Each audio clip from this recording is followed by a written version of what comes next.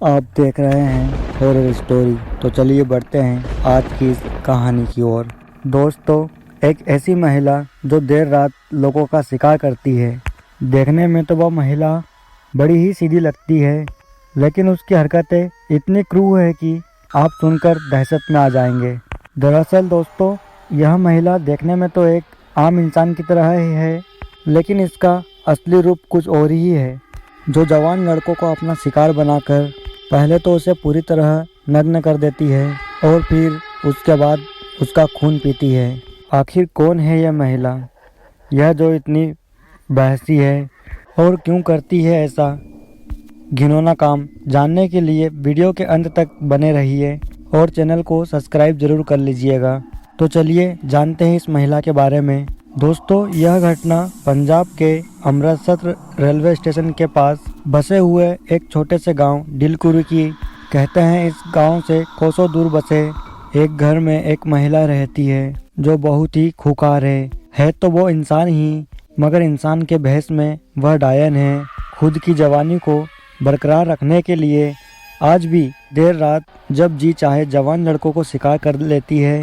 अगर गलती से जो कोई भी इसके जाल में फंस जाता है तो वह कभी भी जिंदा लौटकर वापस नहीं आता, और गलती से अगर वह इसके चंगुल से बचकर निकल भी जाता है तो वह कुछ दिनों के बाद किसी न किसी भयंकर बीमारी का शिकार हो जाता है।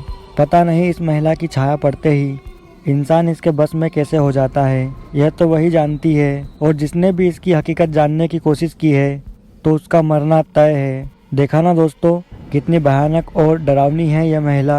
खैर चलिए हम जानते हैं इस महिला का अस्तित्व क्या है। दोस्तों, इस महिला के बारे में पता लगाने के लिए हमें इसके पास्ट यानी कि फ्लैशबैक में जाना होगा, तभी आप इस महिला की कहानी को अच्छे से समझ पाएंगे कि आखिर में स्टोरी में चल क्या रहा है। जी हाँ दोस्तों, जिस महिला की हम बात कर रहे हैं उस महिला का नाम गुंजन है। अपनी बदकिस्मती के चलते ही इसकी माँ की मौत तभी हो गई थी जब गुंजन 7 साल की थी।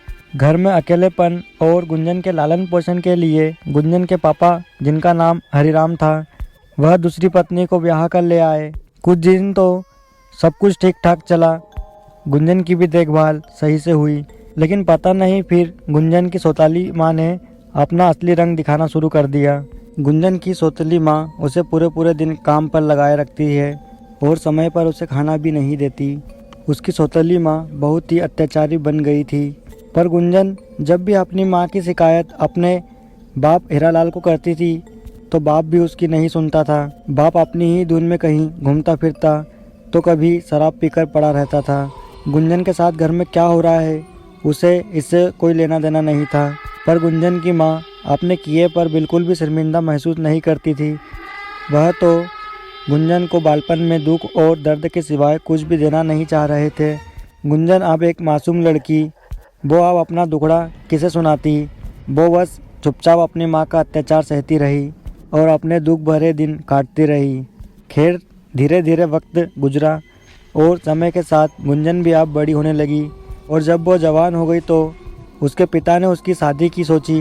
गुंजन ने सोचा कि शादी के बाद तो सब कुछ अच्छा हो जाएगा, लेकिन उसे कहाँ मालूम था कि उसकी ज़िंदगी में मुसीबतों का पहाड़ टूटने वाला है। इन सभी से अनजान गुंजन अपने से अच्छे दिनों की ख्वाब देखने लगी, मगर उसका यह ख्वाब तब टूट गया जब उसे उसके पिताजी ने एक ऐसे आदमी से रिश्ता तय किया जो कि धनी तो था, लेकिन उसकी उम्र उससे दुगनी थी। गुंजन का मेल उस आदमी से दूर दूर तक नहीं मिल रहा था, लिहाजा इस बार गुंजन ने अपनी ज़िंदगी का रास्ता खुद ही तय किया। वह दोपहर के वक्त अपने घर से भाग गई। उसे कुछ नहीं मालूम था कि उसके बढ़ते कदम कहाँ जाकर रुकेंगे, लिहाजा वो अपने गांव से दूर एक स्टेशन पर पहुंच गई। अमृतसर जाने वाली ट्रेन में बैठ गई। वह ट्रेन का सफ़र उसके लिए बहुत ही चिंताजनक था। वो सफ़र के दौरान बस चिंता में ही डूबी रही, जैसे कि वह कहाँ जाएगी, आगे क्या होगा और ना जाने क्या क्या। खैर जब ट्रेन अमृतसर स्टेशन जाकर रुकी तो गुंजन डरते डरते ट्रेन से नीचे उतरी। उस अनजान जगह पर पहली बार अपने आप को देखकर गुंजन घबरा गई कि वो यहाँ कहाँ पर आ गई। अभी वह यह सोच ही रही थी कि अब वह कहाँ जाएगी, तभी एक आदमी की नज़र गुंजन पर पड़ी। गुंजन की खूबसूरती ने उस आदमी को अपनी तरफ खींच लिया। और पास आते हुए बोला, अरे क्या बात है, आप इतने परेशान क्यों हो? कोई बात हो गई है क्या? अगर कोई दिक्कत है तो मुझे बताइए, मैं यहीं पास के गांव से कुछ दूर रहता हूँ। बताइए क्या बात है? गुंजन उस आदमी की चुपड़ी चुपड़ी बातों में आ गई और उसे दुखी मन से अपना दुखड़ा सुनाने लगी। गुंजन को विश्वास दिलाते हुए वह आदमी अपने साथ रात के वक्त अपने घर ले गया। जब सुबह हुई तो वह हैरान हो गई कि ये मैं कहाँ पर आ गई, क्योंकि गुंजन रात में थी तो उसे कुछ साफ साफ दिखा नहीं, लेकिन अब सुबह का नज़ारा उसे हैरान कर रहा था। दरअसल उसने देखा कि उस घर के आसपास कोई घर नहीं है। दूर दूर तक सिर्फ और सिर्फ खेत और जंगल है। ना तो यहाँ दूर दूर तक कोई आदमी है और ना ही कोई घड़िया बजती है। गुंजन से रहा नहीं गया और उसने तुरंत ही जाकर उस आदमी से कहा, आप ये कहाँ रहते हैं? मैं यहाँ कहाँ पर हूँ? यहाँ तो आसपास कोई घर भी नहीं है। इस जंगल में आप क्यों रहते हैं? पहले तो वह आदमी मुस्कुराया और फिर उसके बाद जवाब दिया, यह मेरी ज़मीन है और यहाँ पर दूर दूर तक मेरा खेत फैला हुआ है। यहाँ पर मेरे अलावा कोई नहीं रहता, क्योंकि आसपास के लोग मुझसे थोड़ा खौफ खाते हैं और यहाँ इस घर में सबसे दूर मैं अकेला रहकर अपनी कुछ तंत्र विद्याओं को सिद्ध करना चाहता हूँ। तुम बस यहाँ पर मेरे घर का काम करो और आराम से रहो। तुम्हें यहाँ कोई कुछ नहीं करेगा और साथ ही तुम्हें मेरा एक काम करना होगा। वक्त आने पर मैं तुम्हें बता दूंगा। यह बोलकर वो आदमी अपने कमरे में चला गया। मगर अब गुंजन उस आदमी की बंदिश में हो गई थी।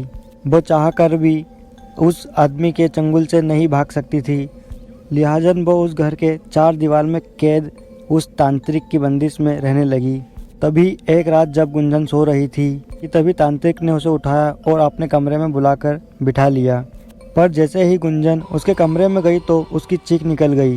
दरअसल गुंजन ने देखा कि उस कमरे में एक जवान आदमी की लाश रखी हुई है। देखने से तो ऐसा लग रहा था कि जैसे कि वह लाश अभी कुछ घंटे पहले ही की है, मतलब कि उसकी मौत अभी कुछ देर पहले ही हुई है।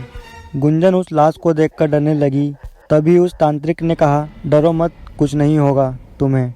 अब आगे जो मैं कहूँगा वही करना है तुम्हें। उस तांत्रिक की बात गुंजन को यह सोचने पर मजबूर कर रही थी कि अब यह आदमी मुझे क्या करने को कहेगा। लिहाजन उस तांत्रिक के पास रखे एक धारदार चाकू से उस लाश के सीने को फाड़ दिया और उसका कलेजा और दिल निकालकर पूजा की अग्नि में रख दिया। यह नज़ारा देखकर गुंजन की तो चीख निकल गई और वो वहीं पर बेहोश हो गई। फिर जब उसे दोबारा होश आया तो उसके सामने एक बड़ी सी कटोरी में खून भरा हुआ रखा था। इससे पहले गुंजन कुछ कहती कि तभी तांत्रिक ने वह खून से भरी कटोरी गुंजन के हाथ में थमा दी और उसे पीने को कहा। गुंजन ने जब पूछा कि तुम ये सब क्या कर रहे हो? मैं इसे नहीं पी सकती। इस पर तांत्रिक ने कहा, इसे पहले पी लो फिर मैं बताऊंगा। पहली बार में तो गुंजन ने खून नहीं पिया क्योंकि उसे उल्टी से होने लगी, लेकिन धीरे धीरे गुंजन को खून का स्वाद अच्छा लगने लगा। वो खून से भरी कटोरी बाद में चट कर गई। तब जाकर उस तांत्रिक ने कहा, अगर तुम जवान लड़कों को खून पियोगी तो उम्र भर जवान ही रहोगी और तुम्हारे शरीर की चमक इतनी ज़्यादा बढ़ जाएगी कि तुम्हें जवान लड़के देखते ही तुम्हारे झांसे में आ जाएंगे।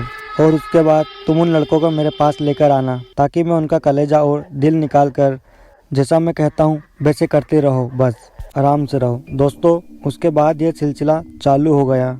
गुंजन अपने हुस्न के जादू से लोगों को फांस कर उस तांत्रिक तक लेकर आती और गुंजन उनका खून पीती और धीरे धीरे वह तंत्र क्रियाएं भी सीख गई, जिससे गुंजन को शक्तियां प्राप्त हो गई। पर हर एक रोज़ जब खून पीने की तलब लगी तो उस दिन उसे कोई भी नहीं मिला। वह अपने गुरु यानी अपने तांत्रिक के साथ बैठी हुई थी कि तभी गुंजन का ध्यान उस तांत्रिक पर गया और जब उससे रहा नहीं गया तो उसने उस तांत्रिक को अपना शिकार बना लिया। गुंजन उस तांत्रिक का सारा खून पीकर शांत हो गई और उस तांत्रिक की आत्मा को गुंजन ने कैद कर लिया। अब गुंजन इतनी ताकतवर हो गई थी और साथ ही साथ उसका चेहरा भी इतना सुंदर हो गया था कि वह किसी को भी अपने जाल में फंसा सकती थी। अब वह जवान लड़कों को फंसाती और उनका खून पीकर जवानी बरकरार रखने लगी। वह देर रात निकलती और लोगों को अपने जाल में फंसाती है और वहीं उस घर में ले जाकर अपने प्यार यानी कि अपने हुस्न का दीवाना बनाकर उसे पहले नग्न कर लेती ताकि उस आदमी को यह लगे कि वह उससे प्यार करती है। और जैसे ही वह आदमी बाहों में आता तो वह उसका खून पीकर अपनी प्यास बुझा लेती। और यह गुंजन का बहसीपन का सिलसिला आज भी देर रात जवान लड़कों पर मौत का कहर बनकर मंडराता है। दोस्तों, वहाँ के आसपास के माहौल में गुंजन का नाम सुनते ही लोग सिंहर से जाते हैं और देर रात कोई भी उस तरफ अपना मुंह करके भी नहीं सोता जिधर गुंजन का मकान बना हुआ है। आज की इस कहानी में बस इतना ही। कहानी अगर अच्छी लगी हो तो वीडियो को लाइक और सब्सक्राइब जरूर करें।